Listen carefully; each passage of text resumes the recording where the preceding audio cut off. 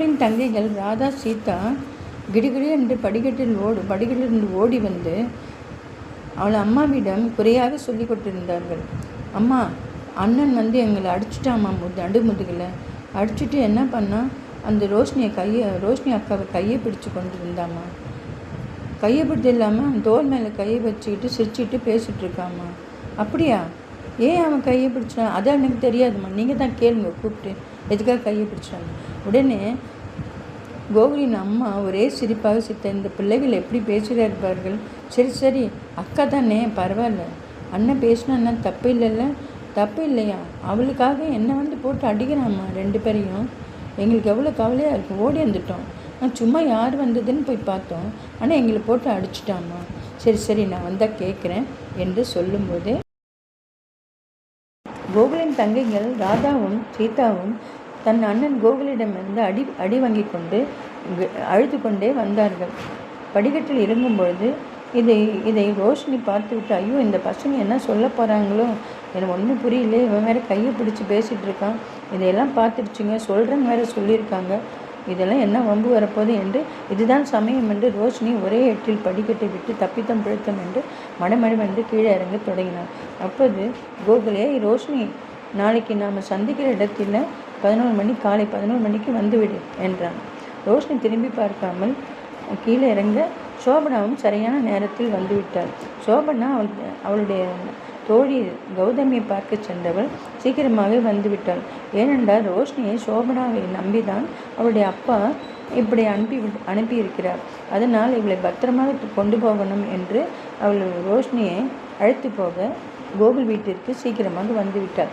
ரோஷினியும் சோபாவும் சிறிது நேரம் பேசி கொண்டிருக்கும்போது அப்பொழுது கோகுலின் அம்மா அங்கே வந்து, ஏம்மா போகிறீங்க, இருங்க சாப்பிட்டு போகலாம் அப்படின்னு. அப்போ ரோஷினி தன் மைண்ட் வாய்ஸில் பேசிக்கொண்டாள். ஐயோ, நான் இங்கே இருந்தால் என்னெல்லாம் நடக்குமோ என்று தெரியவில்லை, என்னோடய மரியாதையெல்லாம் போய்விடும். என் அப்பா ஏதாவது தவறு நடந்தால் என்னை அதோடு வீட்டிலே சேர்க்க மாட்டார். என்னதான் இருந்தாலும் செல்ல பெண்ணாக இருந்தாலும் இதில் எங்கள் அப்பா ரொம்ப ஸ்ட்ரிக்ட்டு, நான் எதுவும் தவறு செய்யக்கூடாதுன்னு எங்கள் அப்பாவுடைய எண்ணம் என்று நினைத்து கொண்டு, இல்லைங்க ஆண்டி, நாங்கள் போயிட்டு வரோங்க ஆண்டி என்று சொல்ல, மொட்டை மாடியிலேருந்து மீண்டும் கோகுல், ஏய் ரோஷினி, சீக்கிரமாக வந்துரு நாளைக்கு என்று சொல்ல, இப்படி அவள் அம்மா திரும்பி பார்த்தாள். உடனே அவன் ஓடி போய்விட்டான் உள்ளே. கோகுலின் வீட்டிலிருந்து வெளியே வந்த பிறகு ரோஷினியை பார்த்து, ஏய் ரோஷினி, கோகுல் என்ன சொன்னான் சோபனா கேட்டாள்.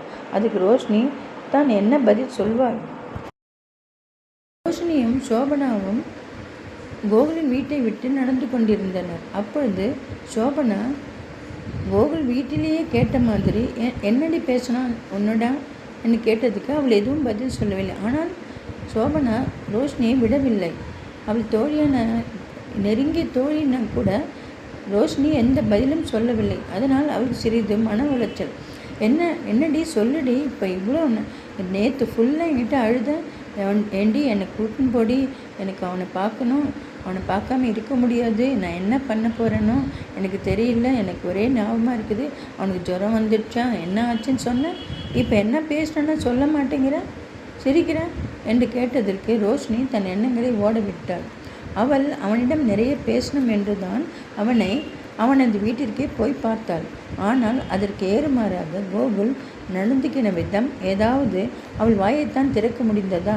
இல்லை, கோகுல் நடந்துக்கின செயலை பற்றி இவளிடம் சொல்லத்தான் முடியுமா? இப்படி உள் மனதில் எண்ணங்கள் அலைப்பாய ஏதோ சொல்லி சமாளித்தாள்.